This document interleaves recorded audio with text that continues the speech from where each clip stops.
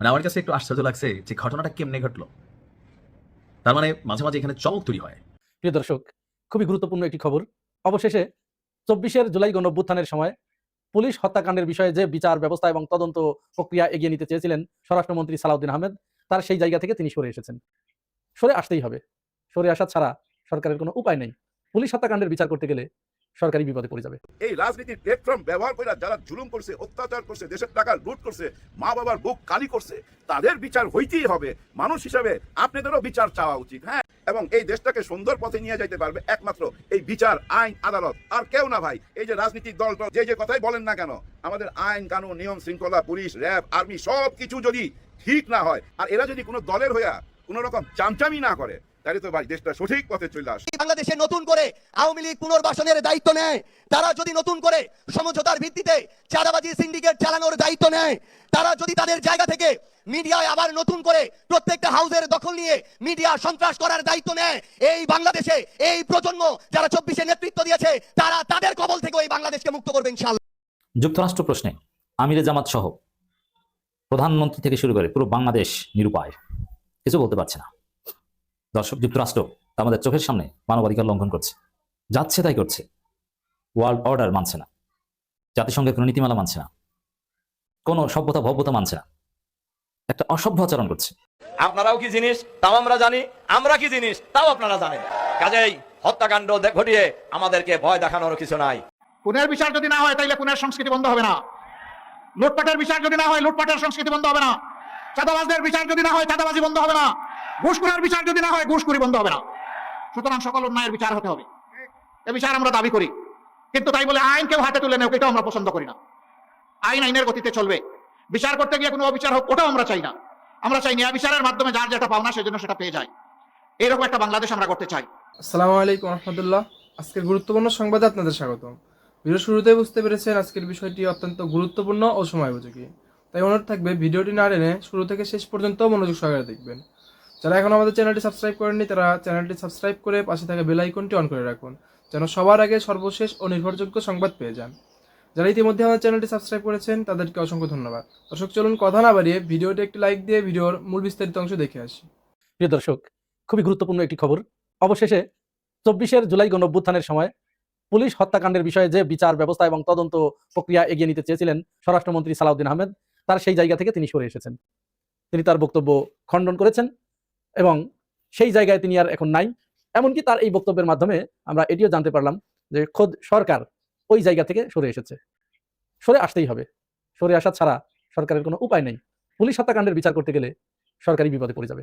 আপনারা নিশ্চয়ই জানেন, গত কয়েকদিন আগে স্বরাষ্ট্রমন্ত্রীর একটি ফটো কার্ড সারা দেশেই ছড়িয়ে পড়ে সামাজিক যোগাযোগ মাধ্যমে, এমনকি মেইন স্ট্রিমের মিডিয়াতেও এটি ছড়িয়ে পড়েছিল, যে তিনি বলেছিলেন আমরা খুব দ্রুতই জুলাই গণঅভ্যুত্থানে যে পুলিশদেরকে হত্যা করা হয়েছিল এই পুলিশ হত্যাকাণ্ডের তদন্ত এবং বিচার প্রক্রিয়া এগিয়ে নিতে চাই।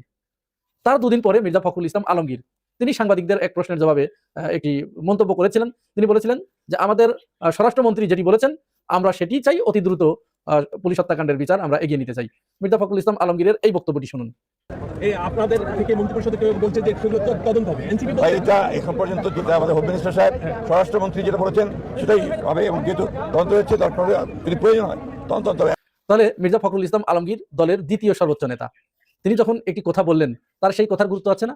অবশ্যই তার সেই কথার গুরুত্ব আছে।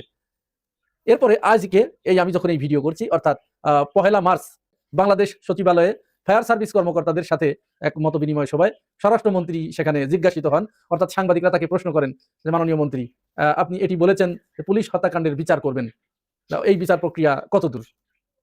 সেখানে স্বরাষ্ট্রমন্ত্রী যে বক্তব্য দিলেন, কোন সাংবাদিকরা তাকে পাল্টা প্রশ্ন করলেন যে মহাসচিব মির্জা ফখরুল ইসলাম আলমগীর তো আপনার বলাতে এই কথাটি বলেছে। তখন স্বরাষ্ট্রমন্ত্রীর বক্তব্যটা শুনুন।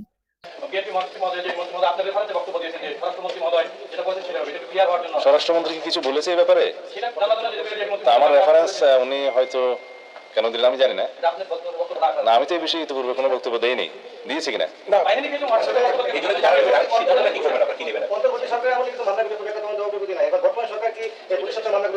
আমাদের মহাসচিব সাহেব কি বলেছেন এক্স্যাক্টলি আমি জানি না, আপনাদের মুখ থেকে শুনলাম। তবে এই বিষয়ে আমি ইতিপূর্বে কোনো বক্তব্য দেই নাই।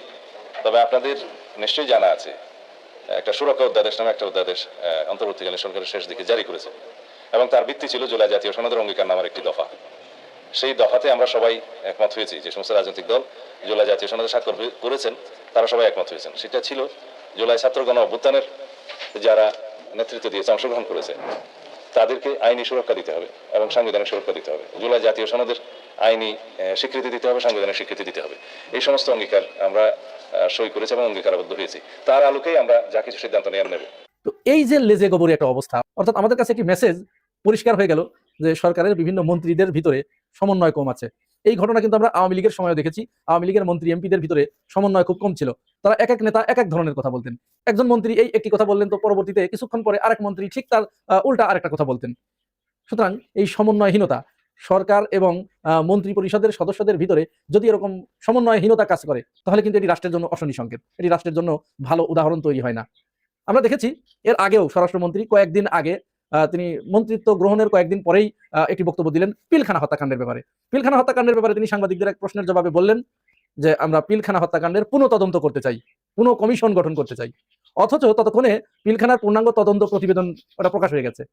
তার দুদিন পরে স্বরাষ্ট্রমন্ত্রী তিনি আরেকটি সাংবাদিক সম্মেলনের মাধ্যমে সাংবাদিকদেরকে তিনি স্বপ্রণোদিত হয়েই বললেন যে আমি গতদিন একটি কথা বলেছিলাম, এই বিষয়টি একটু সংশোধন করে নিতে চাই। স্বরাষ্ট্রমন্ত্রীর ভাষায় বলছি, এই বিষয়টি একটু সংশোধন করে নিতে চাই।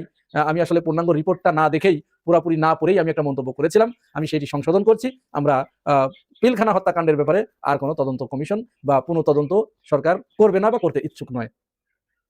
তারপরে আবার এই কথাটি বললেন এই পুলিশ হত্যাকাণ্ডের বিষয়ে। আসলে রাষ্ট্রের যে সেন্সিটিভ বিষয়গুলো, যে গুরুত্বপূর্ণ জায়গাগুলো, এই জায়গাগুলোতে কাজ করতে হলে খুব ভেবেচিন্তে কাজ করতে হবে। এখানে মাথা গরম করে বা কারো কোথায় প্ররোচিত হয়ে যদি সিদ্ধান্ত নিতে যাওয়া হয়, তাহলে কিন্তু এরকম সিদ্ধান্তহীনতায় ভুগতে হবে এবং এক এক সময় এক এক ধরনের সিদ্ধান্ত চলে আসবে, এটি খুবই স্বাভাবিক।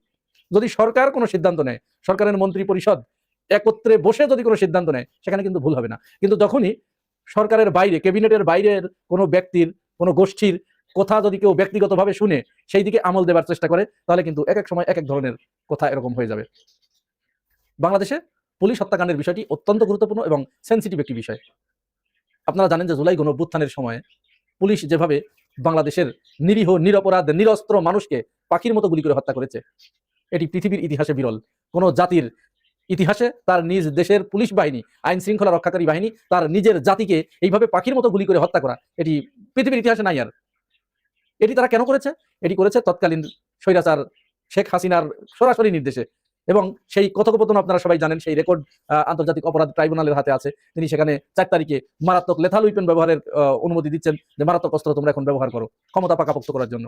আর পুলিশ তার সেই হুকুম পালন করতে গিয়ে ছাত্র জনতার উপরে যে বিভীষিকাময়, যে বর্বরতম হত্যাকাণ্ড চালিয়েছে, এর নিন্দা জানানোর ভাষা এই জাতির নাই। এবং এই জাতি এই পাপ কতদিন বয়ে বেড়াবে তা আমাদের জানা নাই।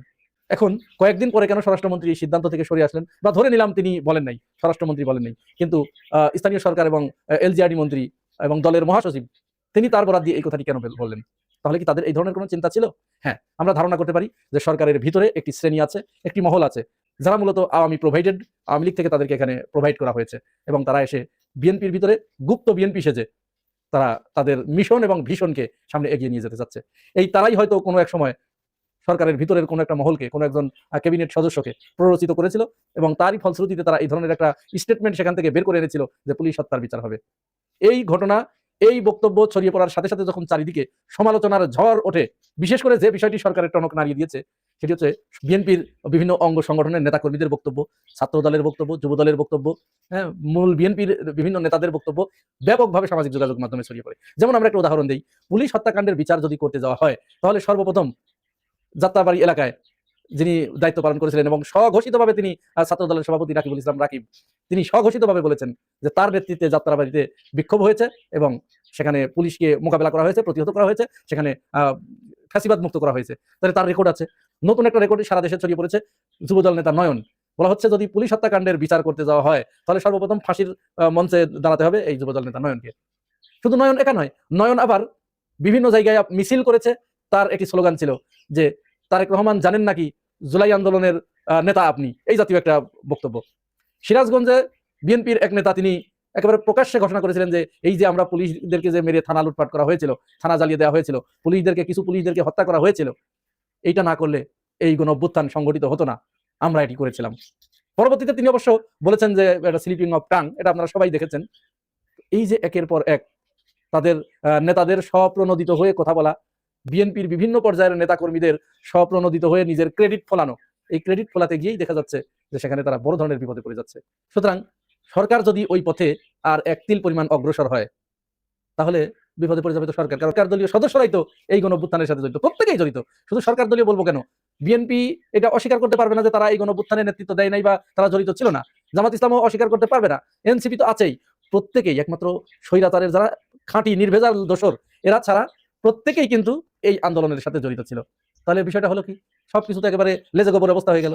সুতরাং বাধ্য হয়েই সরকারকে ওই জায়গা থেকে সরে আসতে হলো এবং স্বরাষ্ট্রমন্ত্রী তার সংশোধিত বক্তব্য দিলেন। তিনি বললেন যে না, যেহেতু আমরা জুলাই সনদে স্বাক্ষর করেছি, জুলাই বিপ্লবীদেরকে সুরক্ষা দানের জন্য আমরা সমস্ত রাজনৈতিক দলগুলো একত্রিত হয়ে এই সিদ্ধান্তে উপনীত হয়েছি যে তাদেরকে সুরক্ষা দিতে হবে, কারণ তাদের কারণেই এই দেশ এই পর্যায়ে এসেছে। সুতরাং ওইখানে অগ্রসর হবার আমাদের আর কোনো সুযোগ নাই। যুদ্ধটা কি কারণে এক কথায় বলতে পারবেন? আমি বলতে পারবো এক কথায়, অর্থাৎ তুই আমার গোলামি কেন করবি না। আমেরিকা চায়, ইসরায়েল চায় যে তুই আমার গোলামি কেন করবি না। সবাই আমার গোলাম তোর আশেপাশে। হ্যাঁ, এই আরব দেশের দিকে তাকায় দেখেন, কুয়েত বলেন, সৌদি আরব বলেন, কাতার বলেন, আশেপাশে যা আছে এরা কিন্তু গোলামি করে আমেরিকার। গোলামি যদি না করতো, আমেরিকার ঘাঁটি কিভাবে এই দেশগুলোতে হইল? ইরান এখন কিন্তু ওই আমেরিকাতে ক্ষেপণাস্ত্র মারতেছে না, ইসরায়েল মারতেছে কোথায়? এই নিজের বন্ধুদের উপরে, নিজের মুসলিম ভাইদের উপরে। উপায় নাই, কারণ বেঈমান তো। এখন আপন ভাই যদি বেঈমানি করে কি করবে? কিছু করার নাই, যার জন্য মারতেছে, কিন্তু কোনো জনসাধারণের উপরে না, কিন্তু ওরা মারতেছে ওই আমেরিকার ঘাঁটির উপরে। অলরেডি 200 নিহত হয়েছে আমেরিকান সোলজার, এমন শোনা যাচ্ছে। তবে ভাই সবচেয়ে বেশি টেনশন আছে কি নিয়ে জানেন? আমাদের প্রবাসী ভাই বোনদের নিয়ে। তারা তো এই দেশগুলোতে বসবাস করে। 2-3 জনের সাথে টেলিফোনে কথা কইছি, ভালো আছে, বিপদ মুক্ত না। কারণ কি, তাদের আশেপাশেই আমেরিকার ঘাঁটি, ওই ঘাঁটিতেই আক্রমণ করতেছে। কোনো পাবলিক প্লেসে কোনো রকম কোনো কিছু হামলা হয় নাই এ পর্যন্ত।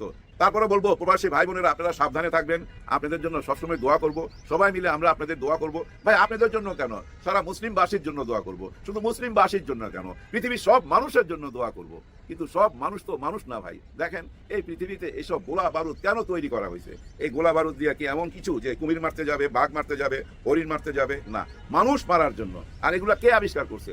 আপনার আমার মতো কোনো একজন মানুষ যার ব্রেন খুব ভালো, সে আবিষ্কার করছে কিভাবে একটা বোমে 1 লক্ষ মানুষ মারা যায়। এইদিকে ব্রেন খাটাইছে। আমার তো মনে হয় ইতিহাস যদি ঘাটেন, এমন একটা বছর খুঁজা বাই করতে পারবেন না যে পৃথিবীতে কোথাও যুদ্ধ হচ্ছে না।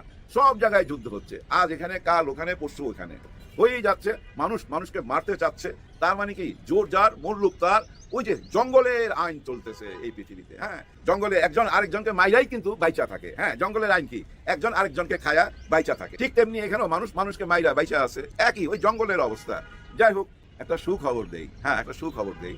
গতকালকে ভিডিওতে আমি ইঙ্গিত দিছি যে ভাই এগুলো সব হলো হামকি ধামকি, ভয় দেখানো, আসল জায়গা থেকে সরতে পারবে না। ডক্টর মোহাম্মদ ইউনূস উনি তো ভাই সাধারণ কোনো মানুষ না। এমন একজন মানুষ এমন একটা কাজ কইরা রাইখা চলে গেছে যেখান থেকে আর কেউ বাইরে হয়ে আসতে পারবে না। উনি বলছিল না আর পিছিয়ে যাওয়ার কোনো রাস্তা নাই। তারপরে গণভোট জয় হয়ে গেছে, প্রচুর ভোটে জয় হয়েছে ভাই। এরপর আর কে ঠেকায়? পৃথিবীতে আইন কানুন আছে না? আমাদের দেশে আইন কানুন আছে না? এত সহজ আপনি মুখে যা বলবেন তাই হবে? হবে না। দেখেন আমাদের মহামান্য স্বরাষ্ট্রমন্ত্রী উনি কিছু কথা বলছিল। হ্যাঁ, কি কথা? ওই যে বিচার আচার হবে 5ই আগস্টের, থানার ব্যাপারটা তুইলা ধরছে, পুলিশ হত্যার ব্যাপারটা তুইলা ধরছে, কারা এগুলা করছে, সবকিছুর বিচার হইতে হবে। আজকে দেখলাম উনি ক্লিয়ার করে বলতেছে যে না না না, এরকম কিছু করার আমাদের ইচ্ছা নাই। আমরা জুলাইয়ের সাথেই তো, জুলাই আমাদের। হ্যাঁ, জুলাই আমাদের, ওরকম কোনো ইচ্ছা নাই। দেখছেন, গতকালকে বলছিলাম না, এগুলা শুধু কথার কথা। হ্যাঁ, রাজনীতির কথা। বনিবানা হয়ে গেলে আর কোনো প্রবলেম হবে না। হ্যাঁ, কোনো প্রবলেম হবে না। এখন একটা বনিবানার মধ্যে চলে আসছে সবাই। হ্যাঁ, এই যে বিরোধী দলরা সবাই একটা জায়গায় আসতেছে। খেয়াল করে দেখেন, একজন আরেকজনের ইফতারির দাওয়াতে যাচ্ছে। অতীতে আপনারা দেখছেন, গত 30 বছরের দিকে তাকান তো, না দেখেন নাই। এর পিছনে আরেকটা কারণও আছে। কারণ ওই টাইমটা না আমাদের দেশের প্রধানমন্ত্রী ছিল নারী। এক নারী আরেক নারীর সাথে বৈশা ইফতারি করবে, এটা স্বাভাবিকভাবে ভাবা যায় না, যেহেতু ওনাদের সঙ্গে ঝগড়া ছিল। জাত তো কিন্তু নারী, মায়ের জাত। তারপরও বলবো, ওনারা একসঙ্গে বৈশা, মানে 2 নারী একসঙ্গে বৈশা ইফতারি করবে, বিরোধী দল আর সরকারি দল, এটা ভাবা যাইতো না। কিন্তু দেখেন এই নির্বাচনের পরে আমরা কি দেখতেছি, একজন আরেকজনের দাওয়াতে যাচ্ছে, ওনারা পাশাপাশি বসতেছে। তার মানে কি জানেন, একটা জায়গায় আসতেছে। জাতীয় সরকার গঠন না হোক, অফিসিয়ালি, আনঅফিসিয়ালি ভাই এমন একটা সরকার গঠন হয়ে যাচ্ছে যে সরকার দেখবেন ঠিক মতো এই দেশটা চালাবে। কারণ পাহারাদার আছে, আগের মতো লুটপাট করতে পারবে না। আর লুটপাট করলে আমাদের সাংবাদিকদের দায়িত্ব সামনে তুলে আনা, আমাদের দায়িত্ব এটা আপনাদের কাছে পরিবেশন করা, ছড়ায়া দেওয়া চারিদিকে। এভাবেই আগাইতে হবে। কারো অমঙ্গল কামনা করতে নাই, কারো মঙ্গল কামনা করলে নিজের জন্য ভালো হয়। এই যে দেশের মধ্যে যে আকাম কুকাম বাইরে গেছে, হাইজাক, লুটপাট সবই বাইরে গেছে, কিন্তু এমন না তো আসামি ধরা পড়তেছে না। আসামি ধরা পড়তেছে 24 ঘন্টা নাহলে 36 ঘন্টা, এর মধ্যেই সবাই ধরা পড়তেছে, আইনের আওতায় আসতেছে। কথা হচ্ছে আইন কিভাবে তাদেরকে নিবে। হ্যাঁ, আইন কি ওই চোখেই দেখবে হ্যাঁ নিজের লোক, নাকি এই চোখে দেখবে এরা অপরাধী? দল যদি চিন্তা না করে, এরা কোন দল থেকে আসছে এটা যদি চিন্তা না করে, তাহলে দেশটা ঠিক পথে যাবে। কিন্তু আবার দলের লোক মনে কইরা যদি ছাইরা দেওয়া হয় আইনের ফাঁক দিয়া, আইন যতই টাইট হোক আইন তো ফাঁক খুঁজা বাই করে, সে ফাঁক দিয়া যদি ছাইরা দেয় তাহলে আর কোনো উন্নতি হবে না। মানুষ দেখবেন 1 থেকে 2 মাস 3 মাস এই অবস্থাটা মাইনা নিবে। 3 মাসের মধ্যে যদি এই অবস্থার উন্নতি না হয় তাহলে কিন্তু মাইনা নিবে না। আপনারা যতই তলে তলে বন্ধুত্ব করেন না কেন, এই দল সেই দল অমুক দল, জনগণ কিন্তু আরেকটা দল। হ্যাঁ, জনগণ একদম আরেকটা দল। এই দলের লোকরাই তো হ্যাঁ ভোট দিছে, এই দলের লোকরাই পরিবর্তন চাইছে, পরিবর্তনের জন্যই হ্যাঁ ভোট দিছে। আমরা কিন্তু মাইনা নিব না। হ্যাঁ, আমরা মাইনা নিব না। 3 মাসের মধ্যে সবকিছু ঠিক হইতে হবে। আমাদেরকে দুর্নীতিমুক্ত একটা বাংলাদেশ দিবেন, কথা দিচ্ছেন আপনারা, সেই কথা রাখতে হবে। এই যে হ্যাঁ ভোটের মাধ্যমে যা কিছু সংস্কার হয়েছে সব কিছু মেনে নিতে হবে। সব কিছু মেনে নিয়ে আইন কানুন যেভাবে চলতেছিল, আন্তর্জাতিক বিচার ট্রাইব্যুনালের আইন যেভাবে চলতেছিল সেভাবে চলতে হবে। তবে বিদায়ের আগে একটা কথা বলবো, আওয়ামী লীগের ভাই বোনেরা আপনারা একটু ধৈর্য ধরেন, একটু ধৈর্য ধরেন। আইন ভাঙেন না। আপনাদের দলকে তো আর নিষিদ্ধ করে নাই, আপনাদের দলের কিছু কার্যক্রম নিষিদ্ধ। মানে আপনারা এখন মিটিং করতে পারবেন না, মানববন্ধন করতে পারবেন না, স্লোগান দিয়ে রাস্তায় বাইর হইতে পারবেন না, এই কয়েকটা কাজ বন্ধ। আপনারা সবচেয়ে বেশি ভালো করবেন কোনটা জানেন? এই ফুকফাক রাস্তায় মিছিল টিছিল না কইরা আইনের আশ্রয় নেওয়া। হ্যাঁ ভাই, আইনের আশ্রয় নেওয়া। আপনারা দাবি তুলতে পারেন নিজেরা, জনগণ। হ্যাঁ ভাই, ওই যে সিগনেচার ক্যাম্পিং করেন, ওই সিগনেচার ক্যাম্পিং কইরা 1 লক্ষ সিগনেচার নিয়ে যে কোনো একজন সামনে চলে যান যে আমরা তো নিরপরাধ, আমরা তো কোনোদিন কোনো অপরাধ করি নাই, 2 টাকা কারো মাইলা খাই নাই, কিন্তু আমরা আওয়ামী লীগ করি। কেন করি? এই আওয়ামী লীগই ছিল 71-এর মূল ভূমিকায়, যার জন্য আমরা এই দলটাকে পছন্দ করি। আমাদের রাজনীতি ফিরিয়ে দিতে হবে, একদম আইনের কাছে চলে যান, দিতে বাধ্য ভাই। ওখানে কি করবে জানেন? ওই যে নিষিদ্ধ করে রাখছে ওইটা উঠায় নিবে, বাতিল করে দিবে। দল তো নিষিদ্ধ না, কার্যক্রম নিষিদ্ধ। তারপর আপনারা কার্যক্রম করতে পারবেন, তবে আইন মাইনা নিতে হবে। যাদের বিচার হয়ে গেছে সেটা কিন্তু মানতে হবে। সেটা মাইনা নিলেই কিন্তু আবার রাজনীতিতে ফিরতে পারবেন। আর যদি সেটা মাইনা না নেন, দেখবেন আওয়ামী লীগকে সামনে আসতে দিবে না। কারা দিবে না? এই যে বর্তমানে যারা আছে সরকারি দল এবং বিরোধী দল, এক হইয়া যাবে, এক হইয়া আপনাদেরকে রুইখা দিবে। সেটা কি ভালো হবে? যাই হোক, অনেক পরামর্শ দিয়ে দিছি। আমার এই পরামর্শগুলা মাথায় রাখেন, মাথায় রাখেন। কারণ কি জানেন? কারণ কি জানেন? সবাইকে একসাথে বসবাস করতে হবে। কোথায় নাই আওয়ামী লীগ বলেন তো? আপনার বাড়ির দিকে তাকান, গ্রামের দিকে তাকান, আপনার পাশের ঘরের লোকটাই তো আওয়ামী লীগ করে, আপনার পাশের ঘরের লোকটা বিএনপি করে, আপনার পাশের ঘরের লোকটা জামাত করে, আবার দেখেন ওই যুবকটা এনসিপি করে, আবার অনেকে অনেক দল করে। সবারই অধিকার আছে রাজনীতি করার, কিন্তু এই রাজনীতির প্ল্যাটফর্ম ব্যবহার করে যারা জুলুম করছে, অত্যাচার করছে, দেশের টাকা লুট করছে, মা বাবার বুক কালি করছে, তাদের বিচার হইতেই হবে।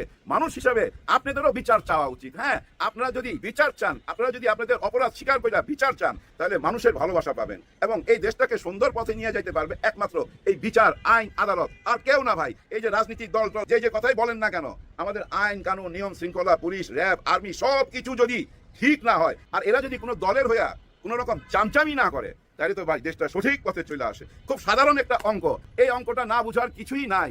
আসলে এই অঙ্কটা বুঝে না কখন জানেন? যখন সামনের মধ্যে টাকা, এই যে টাকার বান্ডিল চলে আসে না, তখন আর কিছুই বুঝতে চায় না। যুক্তরাষ্ট্র প্রশ্নে আমিরে জামাত সহ প্রধানমন্ত্রী থেকে শুরু করে পুরো বাংলাদেশ নিরুপায়, কিছু বলতে পারছে না। দর্শক, যুক্তরাষ্ট্র আমাদের চোখের সামনে মানবাধিকার লঙ্ঘন করছে, যাচ্ছে তাই করছে। ওয়ার্ল্ড অর্ডার মানছে না, জাতিসংঘের কোনো নীতিমালা মানছে না, কোনো সভ্যতা ভব্যতা মানছে না, একটা অসভ্য আচরণ করছে। দর্শক, কোনো দোষ নাই। ইরানের কি দোষ? বিনা দোষে তাদের সর্বোচ্চ নেতাকে হত্যা করেছে যুক্তরাষ্ট্র, ইসরায়েল। পুরো পৃথিবীকে অস্থির করে তুলেছে। তারা অন্য একটা দেশের রাষ্ট্রপ্রধানকে তার বেডরুম থেকে ধরে আনেন কমান্ডো স্টাইল, সিনেমেটিক স্টাইলে। অথবা এটা নিয়ে আর একটা তৃতীয় বিশ্বযুদ্ধ হওয়ার কথা, কিন্তু না, কেউ কিছু বলছে না। সবাই অসহায়, নিরুপায়। এমনকি দেখেন, যেহেতু বাংলাদেশের জনগণ ইরানের পক্ষে, বাংলাদেশের জনগণের হৃদয়ে রক্তক্ষরণ হচ্ছে কমিউনিকে হত্যায়, বাংলাদেশের মানুষ গায়বানা জানাজা পড়ছে, কিন্তু বাংলাদেশের নেতৃত্বের একটা সংজ্ঞা দিই। বিএনপি জামাতের মধ্যে তেমন কোনো পার্থক্য নেই। বিএনপি জামাত একটা বৃহত্তর সোশ্যাল কন্ট্রাক্টে আছে। বিএনপির মাঠ পর্যায়ে সন্ত্রাসীরা এই সোশ্যাল কন্ট্রাক্টের বাইরে, তারা সন্ত্রাস করছে, জামাত কর্মীকে হত্যা করছে, কোপাচ্ছে, that's different. But centrally BNP Jamaat সরকার এবং বিরোধী দল একটা গ্রেটার সোশ্যাল কন্ট্রাক্টে আছে। তাদের নীতি আদর্শ বাস্তবিক পক্ষে এক এবং অভিন্ন। ফরেন পলিসি থেকে শুরু করে নানান বিষয়, এমনকি আমরা যাই বলি আওয়ামী লীগ প্রশ্নেও বিএনপি জামাতের মৌলিক নীতি এক। জাস্ট একটু কম্পিটিশন আছে যে আওয়ামী লীগের ভোটটা চাপ দিয়ে কে ব্যবহার করতে পারে। জামাত তুমি নিতে পারো না, বিএনপি আমি নিতে পারি, এটা বিএনপি অলরেডি নিতে পেরেছে। আওয়ামী লীগকে তারেক রহমানও কখনো ওই 4th 5th দলের চাইতে বড় হতে দিবে না, স্বাধীনভাবে স্বতন্ত্রভাবে কিছু করতে দেবেন। এই জামিন দেবে, আবার ধরবে, অফিস খুলতে দিবে, তারপরে অফিস খোলার অপরাধে গ্রেপ্তার করবে, এইভাবে দৌড়ের উপর রাখবে। জামাত আবার তার প্রতিবাদ করবে, কিন্তু এর মধ্যে দিয়ে আওয়ামী লীগের ভোট স্বাধীনভাবে কাজে লাগানোর কোনো গ্রাউন্ড বিএনপি দিবে না। তাহলে কম্পিটিশনটা কি? কম্পিটিশন হচ্ছে যে আওয়ামী লীগের ভোট জামাত তোমরা নিতে পারো না আমরা নিতে পারি। তো বিভিন্ন প্রলোভন দেখি বিএনপি নিতে পেরেছে, কিন্তু আওয়ামী লীগ তো প্রতারিত হবে এখানে। আওয়ামী লীগের লোকজন যাদের জামিন টামিন দেখছেন এরা সবাই এখন পালাতক, পুলিশ এদের সবাইকে খুঁজছে, এদের সবাইকে আবার ধরবে এবং বিচার ওরকম করবে না, আবার দায় মুক্তিও দেবে না। তো তারেক সরকার, জামাত এরা আওয়ামী লীগ নিয়ে খেলবে। আওয়ামী লীগ একটা খেলার বস্তু, কিচ্ছু করতে পারবে না আওয়ামী লীগ। অবশ্য এই চুক্তির বাইরে গেলে জামাত লাভবান হবে, দ্যাটস ডিফারেন্ট ডিসকাশন। ওভারঅল জামাত এবং বিএনপি একটা গ্রেটার আন্ডারস্ট্যান্ডিং আছে, এটা হচ্ছে সত্য কথা। কিন্তু রুট লেভেলের বিএনপি এ থেকে এক্সক্লুড, আর জামাত রুট লেভেলে জামাত কোনো অপরাধ করছে না। দর্শক, এই জায়গায় যুক্তরাষ্ট্র প্রশ্নেও জামাত এবং বিএনপির নীতি প্রায় অভিন্ন। হ্যাঁ, যুক্তরাষ্ট্র জামাতকে চেয়েছিল, কিন্তু ভারত যুক্তরাষ্ট্রকে ম্যানেজ করে ফেলেছে, যুক্তরাষ্ট্র জামাতের হাত ছেড়ে দিয়েছে। তারপরও যুক্তরাষ্ট্র প্রশ্নে জামাত বিএনপির নীতি এক অভিন্ন। দেখেন, ইরানে এই জঘন্য ঘটনা ঘটিয়ে দিল, কিন্তু যুক্তরাষ্ট্রকে তারেক সরকারও গালি দিচ্ছে না, আর ডাক্তার শফিকুর রহমানও গালি দিচ্ছে না। হ্যাঁ, ঘটনা নিন্দা জানাচ্ছে, কিন্তু বোঝা যায় যে যুক্তরাষ্ট্রের বিরুদ্ধে সরাসরি কিছু বলছে না। আমি আমির জামাতের এই বিষয়ে বিবৃতি আপনাদেরকে বিশ্লেষণ করে শোনাবো। তারেক রহমান সরকার সেম, সবার কথা এক। এই ইরানের যে ঘটনা, এটা যদি আপনি পর্যালোচনা করেন, তারেক রহমানও যা বলছে বা যে ভাষায় কথা বলছে, ইসেন্স এক। ছাত্রদলও যে ভাষায় কথা বলছে, ইসেন্স এক। শিবিরও একই ভাষায় কথা বলছে, মিজানুর রহমান আজহারিও একই ভাষায় কথা বলছে। এর মানে ঘটনা নিন্দা করতে হবে, কিন্তু যুক্তরাষ্ট্রকে দায়ী করা যাবে না। মজা না? এর মানে এই ক্ষেত্রে নিরুপায়। এটা শুধু বিএনপি জামাতের কথা, বিশ্ব রাজনীতি হচ্ছে এই ফাঁদে আছে। এখানে একটা কথা বলেন, এখানে আপনি আলাদাভাবে জামাতকে গালি দিয়ে লাভ নেই। যেমন আমার কাছে একজন প্রশ্ন করেছিল যে আপনি কি দেখছেন যে জামাতের এই উত্থানের ফলে জামাত ক্ষমতার কাছাকাছি এসে ইসলাম থেকে ডেভিয়েটেড হয়েছে? এর উত্তর আমি বলবো যে না। আমি বলেছি, বিভিন্ন মিডিয়ায় প্রশ্ন করেছে যে না, জামাত ডেভিয়েটেড হয়েছে, বিষয়টা এরকম নয়। বিষয়টা হচ্ছে যে আমাদের কালেকটিভ ডেভিয়েশন, সামগ্রিকভাবে মুসলিম উম্মারই তো অধপতন। আজ থেকে 50 বছর আগে মুসলিম উম্মার মধ্যে যে তাকওয়া ছিল, এখন কি সেটা আছে? এখন অনেক পাপ সহনশীল হয়ে গেছে, রাষ্ট্রীয় পর্যায়ে অনেক পাপ গ্রহণযোগ্য। এর মানে এটা আমাদের কালেকটিভ ডেভিয়েশন, এবং এটা হবে, এটা হাদিস আছে, সুম্মাল্লাযিনা ইয়ালুনহুম সুম্মাল্লাযিনা। দিন যত যাবে অবস্থা তত খারাপ হবে, পূর্বের জাতি তত ভালো ছিল, এটাই প্রমাণিত হবে। তো এরকম যে এটা তো আমাদের কালেকটিভ সমস্যা, ওয়ার্ল্ড ওয়াইড সমস্যা। পৃথিবীর কেউই তো কিছু করতে পারছে না, শুধু শুধু জামাতকে। জামাত তো এখানে থার্ড চ্যাপ্টার, জামাত তো সরকার না। যুক্তরাষ্ট্রের বিরুদ্ধে বিএনপির অবস্থানটা কি, এই হামলার বিষয়, এটা হচ্ছে বাংলাদেশের রাজনীতির ক্ষেত্রে মূল বিবেচ্য বিষয়। জামাতেরটা পরে দেখেন, কিন্তু ইন্টারেস্টিংলি জামাত বিএনপি এখানে এক। আওয়ামী লীগ থাকলে তারাও একই হতো। এখন অবশ্য আওয়ামী লীগ তো আন্দোলনচা, তারা তো এখন জামাত বিএনপি সমালোচনা করবেই। তারা যুক্তরাষ্ট্রের গালি দিতে পারে, কারণ তাদের গালি দেওয়া না দেওয়ার কোনো তাসির নেই, কোনো গুরুত্ব নেই। তো দর্শক দেখেন, যুক্তরাষ্ট্র ইসরায়েল ইরানকে সর্বোচ্চ সংযম প্রদর্শনের আহ্বান। এর মানে একটু সুশীল টাইপের মধ্যস্থতা করা। অথচ এই ঘটনার এটা উচিত ছিল না। উচিত ছিল যে যুক্তরাষ্ট্রের বিরুদ্ধে কঠিন বার্তা দিবেন, যে সারা পৃথিবীকে উচিত যুক্তরাষ্ট্রের বিরুদ্ধে, ইসরায়েলের বিরুদ্ধে সোচ্চার হওয়া, কিন্তু না, তা পারছে না। ইরানকে সহ বলছেন যে ভাই সবাই সংযম প্রদর্শন করেন, এবং এই যে কমিউনিকে হত্যা করা হয়েছে, এতে যে যুক্তরাষ্ট্র মহা অন্যায় করেছে, এরকম কোনো কথাবার্তা নাই। তারেক রহমানের নাই, শফিকুর রহমানের নাই। বুঝতে পারছেন ঘটনা কোন জায়গায়? আমাদের অসহায়। অবশ্যই এই জিনিসটা আমাদের বোঝা দরকার। মুসলিম উম্মাহ হিসাবে এই জামাতের মতো দলও কিছু বলতে পারছে না, সামগ্রিকভাবে এটা আমাদের সবার এই ফিলিংসটা থাকা দরকার। আর একদিকে আহলে হাদিস, এরা হচ্ছে জামানার সবচেয়ে নিকৃষ্টতম প্রাণী, একদম পিওর ইহুদিদের দালাল। আহলে হাদিস মসজিদে নামাজ পড়বেন না, ওরা পিওর ইহুদিদের দালাল, এতে কোনো সন্দেহ নেই। আমি নিশ্চিত, আমি প্রমাণ পেয়ে বলছি যে ওরা ইহুদিদের দালাল। আহতদের মধ্যে অবিলম্বে সামরিক পদক্ষেপ বন্ধ করতে যুক্তরাষ্ট্র ইসরায়েল ও ইরানের প্রতি আহ্বান জানিয়েছেন জামাত ইসলামীর আমির শফিকুর রহমান। ইরান এখানে মজলুম, ইরানকেও সেই আহ্বান জানান। এটা কি ন্যায়সঙ্গত হলো? না। দেশগুলো সর্বোচ্চ সংগ্রাম প্রদর্শন করার আহ্বান জানান তিনি, অথচ এখানে ইরান আক্রান্ত, ইরান মজলুম। ইরান হামলা করেনি আগে, ইরান জাস্ট আত্মরক্ষা করছে। ফেসবুক স্ট্যাটাসে এতে ইরানের সর্বোচ্চ নেতা আয়াতুল্লাহ খামেনির মৃত্যুতে শোক প্রকাশ করেন তিনি। জামাতের নামে লিখেছেন, ইরানের সর্বোচ্চ নেতা আয়াতুল্লাহ আলী খামেনির শাহাদাতের সংবাদে আমি গভীরভাবে শোকাহত। শোক সন্তুষ্ট ইরানি জনগণের প্রতি রইল আমার আন্তরিক সমবেদনা। মহান আল্লাহ তাআলা তাদের এই কঠিন ধৈর্য শক্তি পরীক্ষা করেন। মধ্যপ্রাচ্যের বর্তমান অস্থিরতা ইতিমধ্যে আঞ্চলিক স্থিতিশীলতাকে চরম ঝুঁকির মধ্যে ফেলেছে। এই পরিস্থিতির মধ্যে মানে এখানে জামাতের ফরেন পলিসি বা এগুলো যারা দেখভাল করেন, তারা এটা লিখে দিয়েছেন যে যুক্তরাষ্ট্রকে আলাদাভাবে দায়ী করে কোনো বক্তব্য দেওয়া যাবে না sir. Mizanur Rahman Azhari Facebook status দিয়েছেন, হে আরশের মালিক, পৃথিবীতে ন্যায়ের শান্তি প্রতিষ্ঠা করুন। তিনিও কিন্তু অস্থিরতার আগুন পুড়ছে জনপদ, চক্রান্তে বিদীর্ণ উম্মাহ আজ দিশেহারা। তারপরে বলছেন, হে আরশের মালিক, জুলুমের অবসান ঘটিয়ে পৃথিবীতে ন্যায়ের শান্তি প্রতিষ্ঠা করুন। আমরা দোয়া করছি, কান্নাকাটি করছি, কিন্তু আসল জায়গায় হাত দিতে পারছি না। পুরো মুসলিম উম্মা আসলে অসহায়। মুসলিম উম্মার একটা অংশ ইহুদিদের দালাল, আর একটা অংশ অসহায়। অ্যাটলিস্ট আর কিছু না পারি, আমাদের দুর্বলতা আপনাদেরকে তো বোঝাতে পারছি। এতক্ষণ মনোযোগ সহকারে ভিডিওটি দেখার জন্য অসংখ্য ধন্যবাদ। ভিডিও সম্পর্কে কোনো মতামত থাকলে অবশ্যই কমেন্ট সেকশনে জানাবেন। যারা এখন আমাদের চ্যানেলটি সাবস্ক্রাইব করেননি, তারা চ্যানেলটি সাবস্ক্রাইব করে পাশে থাকা বেল আইকনটি অন করে রাখুন, যেন সবার আগে সর্বশেষ সংবাদ পেয়ে যান। দর্শকবৃন্দ, সবাই ভালো থাকুন, সুস্থ থাকুন। আল্লাহ হাফেজ।